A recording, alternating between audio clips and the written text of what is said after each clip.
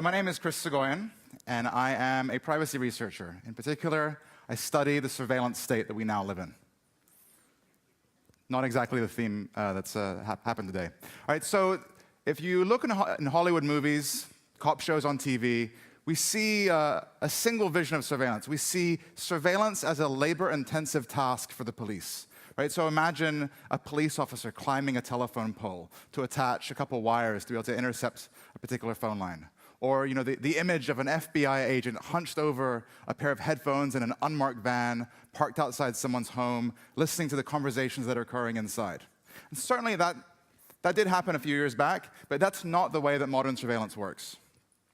Modern surveillance, for the most part, now occurs in the comfort of an air-conditioned room, at a comfy desk, a nice chair, and the surveillance itself is performed with a few keystrokes, someone typing away at a keyboard. Whose fingers are behind the keyboard? It's not the police. In fact, it's employees working for the companies to whom we entrust our private data. Search engines, social networking sites, and telephone companies whose products we keep in our pockets at all times. These companies have teams that do nothing but respond to government surveillance requests. Sprint, the third largest telephone company in the United States, has more than 110 employees who do nothing but respond to surveillance requests. Facebook has 25 employees. So the Senate Select Committee on Intelligence in 2007 said that electronic surveillance depends in great part on the cooperation of the private companies that operate the nation's telecommunications system. Our modern surveillance state would not be possible without the willing assistance of these companies. We are spied on because they help. Now, the Seventh Circuit Court of Appeals noted just a few years ago that technological progress poses a threat to privacy by enabling an extent of surveillance that in earlier times would have been prohibitively expensive. What does this mean? 10, 15 years ago, if the FBI had wanted to tail someone, had to watch where they're going 24 hours a day, they would have needed a team of 10, 15, 20 agents, right? Someone is driving around in their car. You need a few vehicles with a few agents in each one, tailing the suspect. Every few minutes, the vehicles have to change so that when you're looking in the rearview mirror, you don't notice the same vehicle following you at all times. 24-hour surveillance requires 24-hour surveillance teams. That's a lot of agents. Those are a lot of salaries. And the FBI has limited resources. And so in the days of scarce surveillance resources, the government had to figure out who was a high priority for surveillance. That is no longer the case. Modern surveillance is cheaper and more efficient. And why not? Technology companies make everything more efficient and everything cheaper. Now, today, a police officer from the comfort of his desk can monitor 200 or 300 individuals' location in real time with services provided by the communications companies. Sprint, for example, offers a website where law enforcement can log in and pay $30 a month for unlimited access to an individual's real-time GPS location information. In 2009, Sprint revealed that in the 1 year since the website had been set up, it had been used 8 million times. So Verizon, a large telephone company, one of the largest ones in the country, they revealed in 2007 that they get 80,000 requests a year from law enforcement agencies. But most companies actually don't provide any data. Verizon wrote this in a letter to Congress. Google is probably the most transparent company in the industry, and for that we should thank Google. So when you get home to your computers, look for Google's Transparency Report. It's a website that they've set up that provides aggregate, detailed information, breaking down surveillance requests every 6 months, showing how many they get from different law enforcement, or from law enforcement in different countries, which requests they turn down, which requests they approve. So Google's great. And so we know from this that they get about 12,000 requests a year in the United States. But most companies don't provide this level of data, or in fact, any data at all.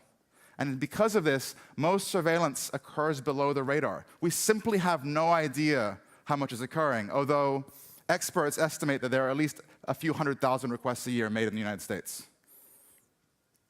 All right, so one thing you really need to understand is that the way US law is written, companies cannot refuse to comply with a surveillance request. If the request is valid, if it's a valid court order or it's a valid subpoena, companies must give your data to the government. There's nothing they can do. Now, some companies lean more towards protecting users' privacy, and some companies lean more towards providing loyal assistance to the government. But all companies must hand your data over to the government. When the request comes in, the data goes out. But companies do have flexibility in other areas, right? So they have to respond to the requests, but the kinds of data they keep and the other things that they do are things that they control. And so some companies, in fact, have very different practices with regard to the way in which they protect your privacy or don't protect your privacy. Now, unfortunately, you won't find this out by visiting the company's websites. There are big differences between the telephone companies. There are big differences between the search engines, between the email services and social networks, and they don't compete on their privacy practices. Now, one of the best ways that companies can protect their users is through transparency. Right? So while companies are obligated to give your data to the government when the government asks, they have the freedom to tell you about many of the requests that they get. Not all companies tell users. In fact, the norm in the industry is to not tell users about requests for their data. Twitter and Google, in this regard, are actually unique. Both companies have established policies that whenever possible, whenever they're permitted to do so by law, they will tell their users about requests, oftentimes before they hand the data over to the government, thus giving the user the opportunity to hire a lawyer and try and contest the order if they think that maybe it isn't appropriate. Most companies don't have these policies, and for this, we should thank Google and thank Twitter, because they really are doing something that is not required of them by law. In January of 2011, the media reported that Twitter had received a request for information about 3 individuals associated with the WikiLeaks organization. Now, for those of us who study surveillance and are interested in this topic, the fact that Twitter is receiving requests isn't news. This company receives hundreds, if not thousands, of requests a year from law enforcement agencies around the world. What was interesting here is that the request was sealed. The judge who had issued the order to Twitter had sealed it, which meant that Twitter was prohibited from telling the users about the request. In this case, Twitter hired very expensive outside counsel and got the lawyers to ask the government to unseal the order. The lawyers made a convincing case, the order was unsealed by the judge, and then Twitter was free to tell the 3 WikiLeaks-associated individuals. Those people themselves hired lawyers, tried to fight the request, and that matter is ongoing. In October of 2011, we also learned that Google and a small California ISP named Sonic, a provider of broadband service, had also received requests, court orders, as part of the same investigation. Now, the details are a little bit unclear, but it seems like Google also asked the government to unseal the order, but in Google's case, they were not able to convince the government or the judge, and so that order remains sealed. In fact, the only reason we know about these orders is because of anonymous sources who provided information to the Wall Street Journal. So, most companies do not tell users about government requests for their users' data.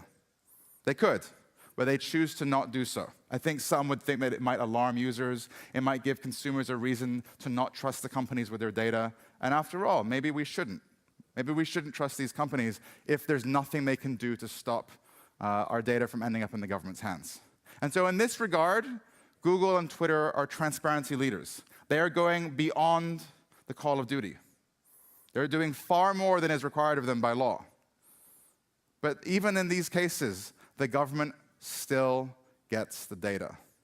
Even though Google can tell you about the requests they receive, they're still forced to hand the data over after they tell you. In the case of the WikiLeaks order and Twitter, the individual's information eventually made it into the hands of the Department of Justice. No number of lawyers could shield the data from the government's fingers.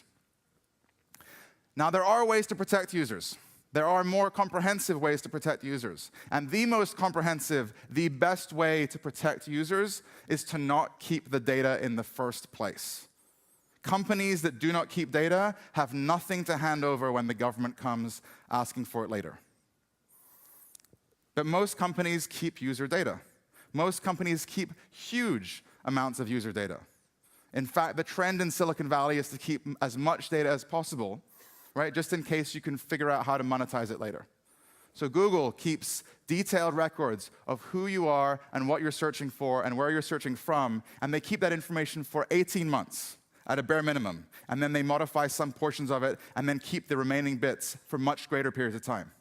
Bing, which is Microsoft's search engine, they keep that same data for at least 6 months. Twitter keeps records of where you're tweeting from for a period of up to 18 months. Now, the company is a little bit vague with their actual data retention period. I think it's a few months, but in their privacy policy, they say it's up to 18 months. And Facebook is entirely vague about what they keep. Probably they keep it for a significant period of time. But these companies keep our private data that will eventually make its way into the government's hands. Why?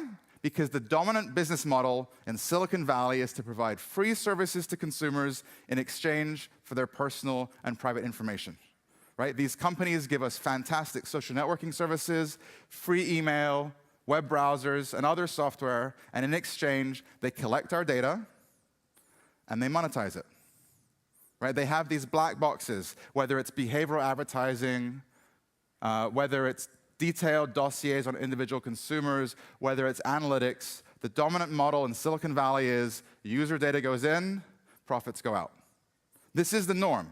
Most big companies have adopted this, and many startups think this is the way forward. But these business models, at their very core, are fundamentally incompatible with strong privacy protections from the government. If you keep data for purposes of data mining and analytics, there's nothing you can do to stop when the government comes and asks for it later. And so companies have to choose. They have to choose privacy or the business model. Now, Google has made this choice. And does this mean that Google's evil? Google has chosen keeping and monetizing and mining user data over privacy.